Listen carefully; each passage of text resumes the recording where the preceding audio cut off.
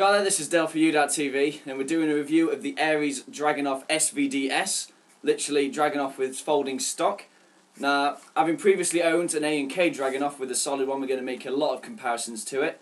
But first things first, you pick this gun up, it feels solid. It's a lot more heavier than the A&K one, just feels much more better built. So, obvious feature most people are going to be wondering is this folding stock here. Now, I will say this, in actual combat, it is completely and utterly useless. You fold it away here with a little tab on the side, push that across, folds away quite nicely. Now, the only problem is you can't actually rack the bolt. You can preload a shot, but you can't put in a follow-on up as well. So you can fold the stock away, take your one shot, and then you're stuffed, really.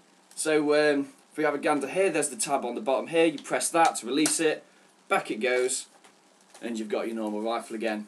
Stock has a adjustable cheek rest here. Adjustable not as much in height, but you can fold it away, you can twist it either side and fold it away completely. Pull it back up. Personally I like it in the upward position just because it brings your eye closer to the scope, but that's all to do with personal preference really.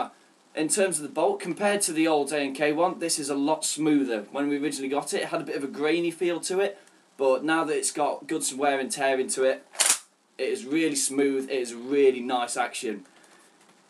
Bad point about this bolt though, if you do rack it too quickly, it has an appetite for eating BBs alive. You put in BBs in this, occasionally if you don't pull it all the way back, you accidentally do a half pull, something like that. When it feeds in the second one by accident, it will crush it, and all the debris from the dead BB will go into the mechanism, it will jam the gun up, it will just make your life a whole lot harder. This may happen occasionally, it's happened to me plenty of times. The best technique I've found for it is quick pull back to make sure that you've got the bolt lock, and then a slow feed forward to make sure just the one BB goes in with it. We want to access the internal parts. Lever just down here, you want to flick it off and make sure it's pointing vertically downward, and the top part will just pull off like that. Now the hop-up's located here, and you can access it by pulling the bolt back. Also puts the tension in the spring so you can just hold it a lot easier. If we go in for the close-up, you can see the hop-up isn't so much a hole with a screw in it, but this wheel here that you can adjust by just simply rotating it clockwise or anti-clockwise. Simple enough to adjust. The A&K had a Allen key hole with the size that literally nobody had the right Allen key for, but this is a much simpler, much more effective way of using the hop-up. Now, when you buy the gun, it does not come with a scope here. This is a separate one, but what I found with all the Dragunov scopes really, they do have a light-up feature, but you can't actually fit them to the guns with this light-up feature on. So now that we've got the scope off, if we just have a gander here, this little hole is where the bulb should go. This scope should light up. It has got an electronic switch, but we've had to remove it in order to fit it onto the rifle just because it sticks out so much that you can't actually slide the scope onto the rifle with this tab still attached. So you can either have a scope that lights up but won't fit to the rifle, or just your standard scope with no lights whatsoever, but it still works.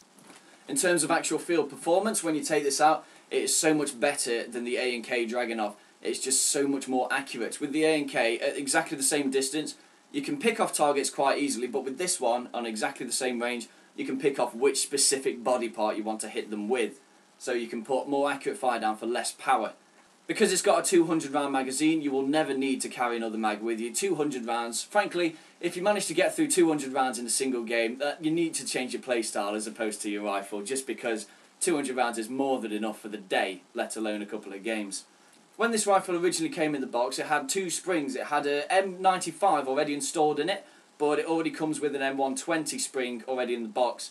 Now, I strongly recommend you instantly put the M120 in. The amount of power it gets is just so much more ridiculous. Now, spring change is easy enough.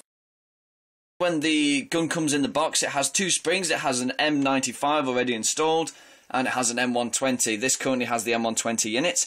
Now, easiest thing in the world to install. There are two little screws here, one there, just an Allen key bolt. You take them both out, this entire thing lifts up, and you can retract the piston and the spring. Just take it off, slide the new spring on, back in, one bolt, two bolt, easiest job in the world.